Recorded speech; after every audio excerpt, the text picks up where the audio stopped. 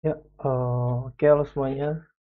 Selamat datang kembali di kelas pengantar aplikasi komputer.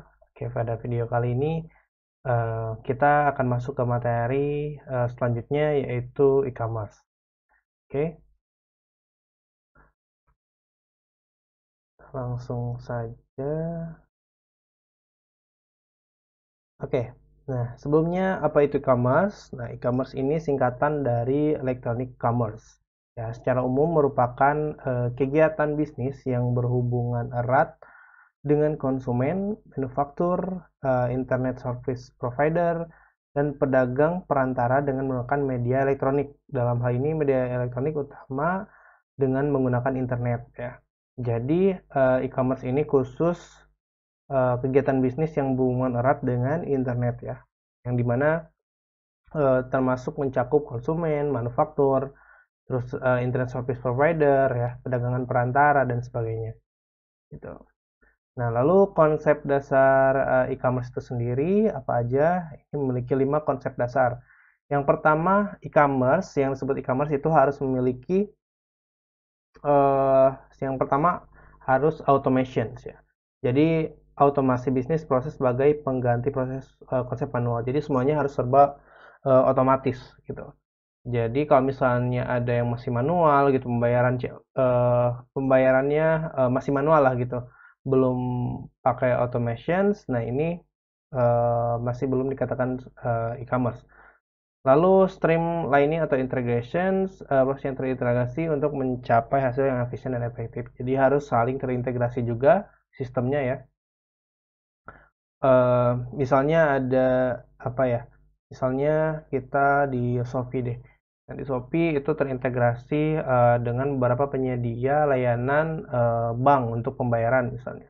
Lalu pembayaran bisa melakukan di Indomart ataupun Alfamart, lalu di e-wallet dan sebagainya itu sudah terintegrasi dengan sistem Shopee misalnya. Nah, itu dikatakan masuk ke dalam kategori commerce.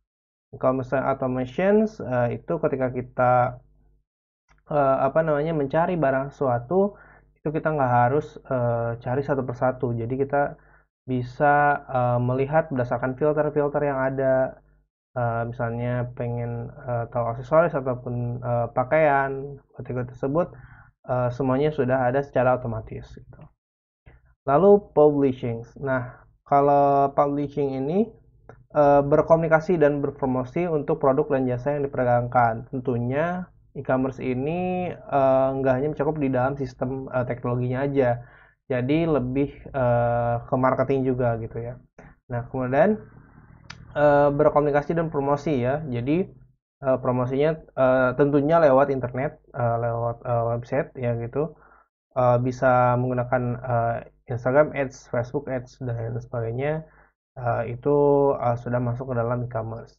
Lalu ada interactions. Nah, pertukaran informasi atau data antara pelaku bisnis dengan meminimalisasikan human error, konsep elektronik data interchange. Jadi interaksi antara konsumen dan pembeli dan penjual itu saling berinteraksi dengan menggunakan sebuah sistem ya, gitu. Jadi untuk menghindari human error tentunya masih menggunakan sistem tersebut. Lalu ada transactions, kesepakatan dua pelaku bisnis untuk bertransaksi dengan melibatkan institusi lain sebagai fungsi pembayar. Jadi istilahnya rekber, rekening rekening bersama gitu ya. Jadi kalau misalnya di Shopee itu kan kalau misalnya kita belum menerima pesanan, tentunya uang yang kita kirim melalui Shopee gitu ya, itu belum bisa dikirim ke si penjual misalnya. Nah, ini transactions ini tentunya membuat keamanan sistem pembayaran itu sendiri. Jadi kita nggak perlu takut tertipu ataupun hal sebagainya, karena kita tentunya ketika menerima barang harus memeriksa kembali dulu. Walaupun memang ada sistem yang bernama cash on delivery (COD) yang dimana teman-teman pasti tahu ada beberapa kasus yang memang eh, apa namanya sangat-sangat merugikan misalnya pihak kurir dan sebagainya. Itu ada juga masalah tersebut gitu. Oke, nah sekarang masuk ke e-commerce versus e-business. Jadi pada sesi sebelumnya kita sudah belajar tentang e-business gitu. Nah, apa sih bedanya sama e-commerce? Oke, nah, perbedaan dari e-commerce dan e-business, teman-teman bisa lihat pada tabel berikut. Kalau e-commerce itu hanya membeli dan menjual barang di seluruh webnya gitu ya, hanya melakukan eksternal proses. Jadi kalau e-commerce, kalau misalnya ada Shopee, istilahnya Shopee ataupun Tokopedia dan sebagainya ya, itu hanya menjual di websitenya aja gitu. Jadi udah jadi website di internet gitu. Itu e-commerce. Kalau bisnis itu subset dari e-commerce ya. Jadi melakukan internal dan eksternal akses. Jadi baik itu di luar internet dan sebagainya eh, itu masuk ke e-business gitu ya. Kalau misalnya e-commerce itu cukup di web aja. Nah, terus e-commerce adalah komponen utama dari e-business itu sendiri. Nah, lalu untuk e-commerce itu mencakup transaksi yang terkait dengan uang. Jadi transaksi aja gitu ya. Kalau misalnya e-bisnis mencakup kegiatan moneter, perizinan lah dan sebagainya itu masuk ke e-bisnis ya. Lalu memiliki pendekatan ekstrovert yang mencakup pelanggan, pemasok, distributor dan sebagainya. Kalau misalnya bisnis memiliki pendekatan ambivert ya, yang mencakup proses internal maupun eksternal. Jadi ambivert ini bisa lah kemana-mana gitu. Ya.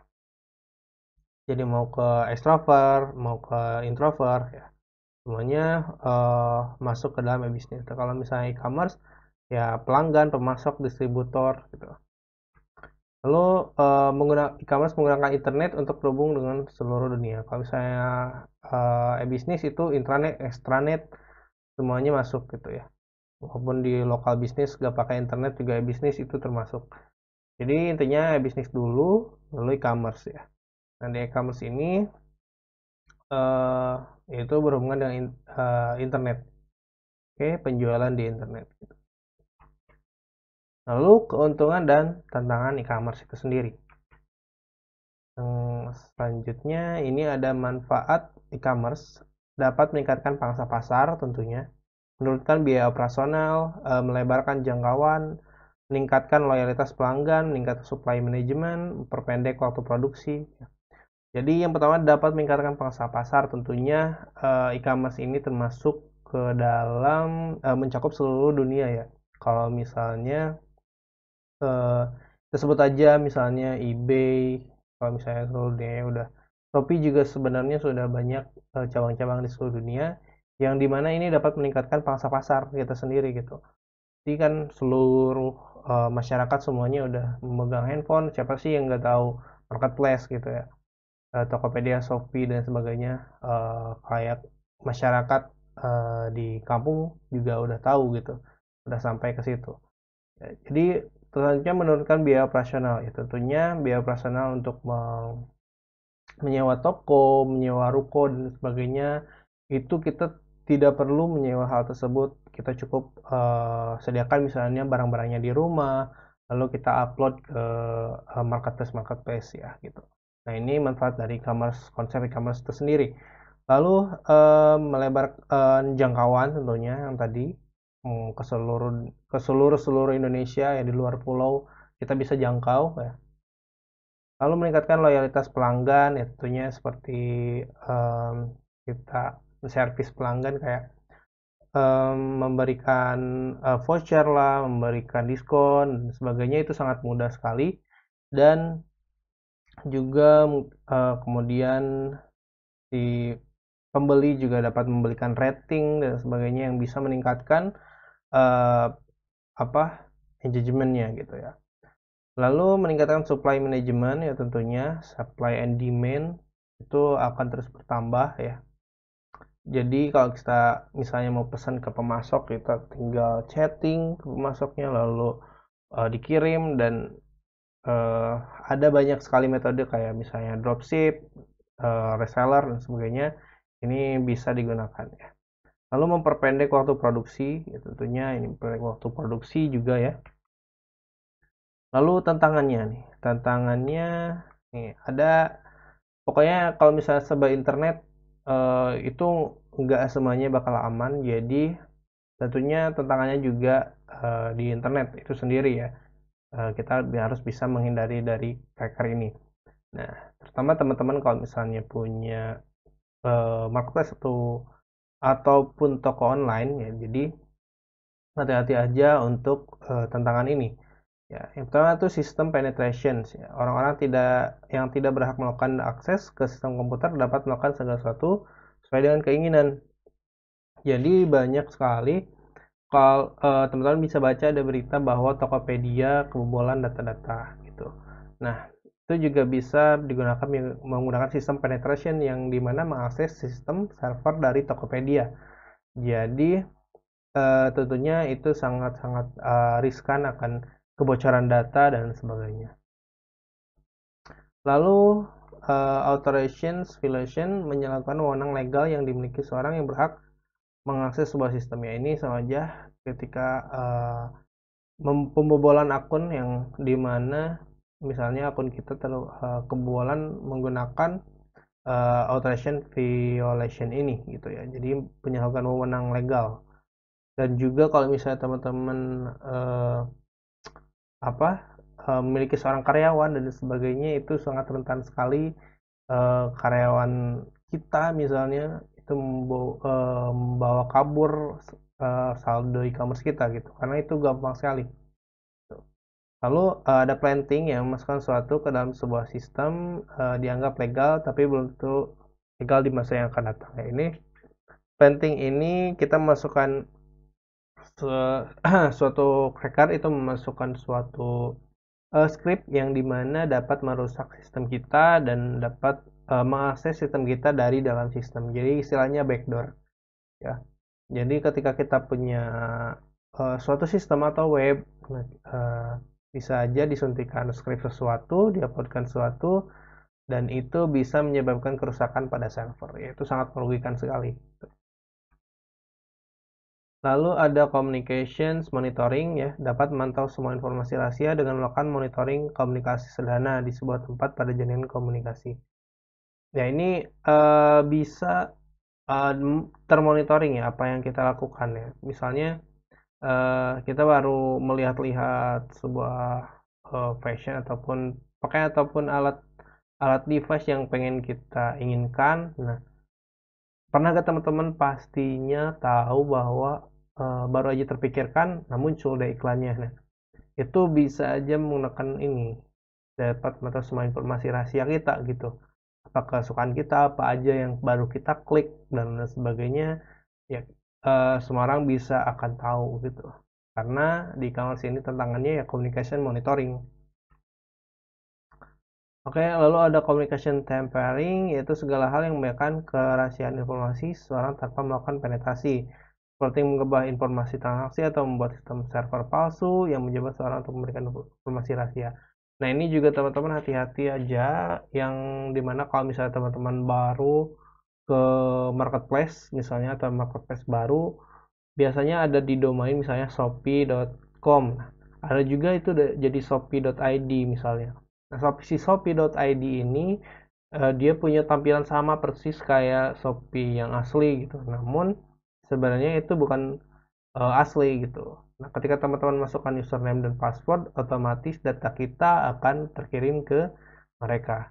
Nah, ini yang dinamakan phishing ya, teman-teman. Jadi, hati-hati aja untuk teman-teman yang mau mengakses marketplace baru misalnya. Ini bisa saja terjadi hal tersebut gitu. Karena ini sangat rentan ya. Jadi, ya akses kita, informasi kita bakal diakses dengan mudah. Lalu denial of service yang menghalangi seseorang dalam mengakses informasi sumber dan fasilitas lainnya. Nah, denial of service ini biasanya teknik untuk um, memberikan down pada server kita. Jadi server kita jadi banyak yang akses menggunakan denial of service ini. Tentunya akan merugikan toko-toko kita atau marketplace kita gitu. Kalau misalnya teman-teman punya toko online sendiri, lalu diserang oleh orang lain menyebabkan toko online teman-teman down, ya itu pastinya akan merugikan teman-teman. Ya. Lalu actions, penolakan terhadap sebuah aktivitas transaksi atau sebuah komunikasi baik sengaja maupun tidak sengaja. Nah, itu dia tadi tantangan dari e-commerce ya. Selanjutnya ini ada penerapan e-commerce itu ke apa aja sih gitu. Nah, ini ruang lingkup e-commerce ya, sama aja seperti tadi, seperti kemarin e-business, bahwa pada asalnya e-commerce ini bagian dari e-business gitu, teman-teman. Nah, yang pertama itu ada business to business ya, di perusahaan ke perusahaan. Lalu ada business to customer, dari misalnya dari perusahaan langsung ke kita sebagai customer. Lalu customer to business, lalu ada customer to customer. Nah, yang sering ini digunakan di e-commerce itu customer to customer ya. Jadi pelanggan dengan pelanggan ya. Lalu di sini ada business to business ya, sistem komunikasi bisnis online antar pelaku bisnis. Penjual pembelinya adalah organisasi atau perusahaan. Nah, pada umumnya transaksi dilakukan oleh para trading partner yang sudah saling kenal dengan format data yang tadi disepakati bersama. Ya, bisnis to bisnis itu perusahaan ke perusahaan gitu, ruang lingkupnya lebih besar. Lalu, di sini B2B ya, yang dilakukan secara elektronik maupun fisik dan terjadi antara entitas bisnis ke bisnis lainnya. Teman-teman bisa baca aja ya. Oke, nah di sini kita skip aja. Di sini ada contoh B2B ya. Jika kalian punya perusahaan kuliner yang bergerak di bidang catering, lalu karena bisnis yang kamu miliki ini adalah bisnis catering cukup besar, jadi kita punya target pasar pada perusahaan. Jadi jasa catering kita ini diperuntukkan untuk perusahaan yang punya karyawan cukup banyak gitu. Jadi bisnis ini kita punya catering. Nah, catering ini misalnya kita kirim ke perusahaan yang dimana perusahaan tersebut punya banyak karyawan. Jadi setiap makan siang itu diberikan makanan misalnya. Nah, makanannya itu dari catering kita. Nah, itu contoh bisa jadi bisnis to bisnis ya. Oke. Nah, kalau misalnya e-commerce ini website ya. Alibaba misalnya. Nah, bukan jasa perusahaan antar badan bisnis. Lalu perusahaan Unilever ya. Unilever ini bisnis to bisnis. Jadi setelah Food and Ice Cream di Indonesia ya, Unilever ini memberikan semuanya ke bisnis gitu. Oke, selanjutnya ada bisnis to customer, yaitu jenis bisnis dilakukan antar pelaku bisnis dengan konsumen, seperti antar produsen yang menjual dan menawarkan produknya konsumen umum secara online. Ya. Nah, di sini ada Lazada, ada Zalora, ada Bineka. Misalnya di Lazada itu kan mereka punya produk sendiri ya, punya produknya sendiri.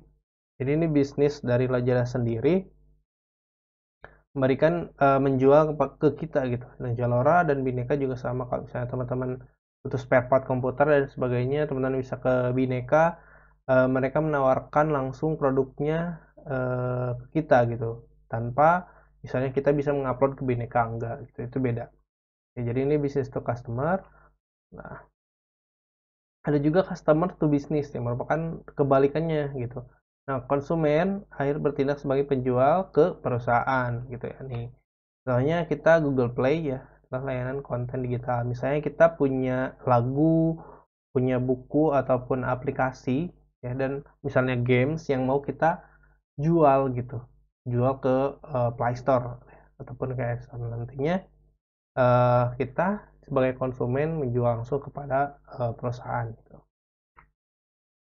Oke, nah ini ada Blogger Times juga. Kalau misalnya teman-teman mau menjual template, lalu foto dan sebagainya, itu bisa teman-teman lakukan. Oke, ini customer to customer ya. Nah, ini antara individu seringkali melakukan melalui pihak ketiga juga gitu. Bisa juga melalui pihak ketiga karena untuk keamanan ya. Nah, ini contohnya kalau misalnya internasional ada eBay, kalau misalnya lokal itu Tokopedia, Shopee, Bukalapak, ya. Di mana seorang dapat mengupload barang kita sendiri dan dibeli oleh konsumen itu sendiri gitu. Namun di sini ada perantara pihak ketiga ya. Pihak ketiga ini untuk mengamankan pembayaran transaksi. Jadi biar nggak ada sering penipuan lah gitu ya. Beda kan kalau misalnya teman-teman langsung jualan di Facebook, itu nggak ada rekening bersama misalnya. Nah, itu bisa langsung misalnya COD dan sebagainya, rentan ya teman-teman gitu. Oke, ini contohnya, yang lainnya Amazon, ikan baris dan OLX dan sebagainya. Oke, nah itu dia teman-teman untuk sesi 6 di e-commerce. Jadi teman-teman bisa membedakan ya, apa itu e-commerce, apa itu e-bisnis gitu. Nah, untuk e-commerce ini khusus untuk bisnis di internet ataupun menggunakan website gitu. Ya, intinya ya teman-teman ingat aja e-commerce itu berhubungan dengan Tokopedia, Shopee dan sebagainya. Tools gitu. Oke, nah itu dia teman-teman. Terima kasih telah menonton video ini. Sampai jumpa di video selanjutnya.